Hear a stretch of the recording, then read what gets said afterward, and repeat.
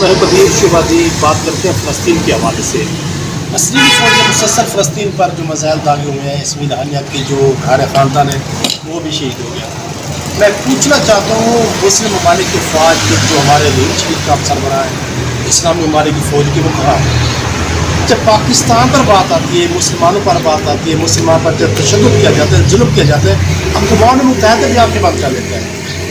آپ دیکھیں کھل کر اسرائیل کی امریکہ کی حمایت کر رہا ہے، لیکن تمام جو ان کے غیر مسلم لوگ ہیں وہ اسرائیل کی حمایت کر رہے ہیں. فلسطین والے کیا کریں بیچارے؟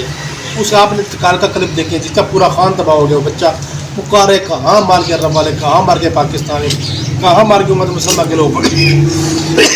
تو اس حوالے سے میں پاکستان کی گورنمنٹ سے اپیل کرنا چاہتا ہوں، آصم منسٹر آپ سے کہنا چاہتا ہوں، یہ جو آپ نے بم رکھے ہوئے ہیں نا، یہ بم یہ آپ نے شادی بیاہ پہ بجانا. آپ نے کسی کی شادی ہو، کسی کا بیاہ ہو، یا کوئی بہت بڑا پروگرام جیسے ہوتا ہے، جیسے آپ کی تقریب ہوتی ہے کہ یہ چیز ہم نے پروگرام کرنا ہے تو ہمیں وہاں ایٹمی یعنی کہ بم چاہیے، شرلی چاہیے، تو آپ نے ان کو شرلی بنا کر اپنی یعنی کہ شادی پر تقریب میں چلانا، یہ مسلمانوں کے کسی کام نہیں آتا.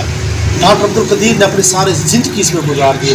وہ بیچارے کو جو عظیم تشدد کیا گیا، ان کو ذہنی طور پہ تھریٹ کیا گیا، جتنی اس نے غربت دیکھی کسی نے دیکھی نہیں کہ ہمارے مسلمانوں پر آنچ نہیں ہے. آج ہمارے ایک بیان آپ لوگ دے دیتے نا، ایک بیان اس لیے واپس چلا جاتا. میں پھر کہنا چاہتا ہوں ایٹ میں پڑا ہوا ہے، ہم جان دینے کے لیے تیار ہے، ہمارے پاکستان کو تیار ہے.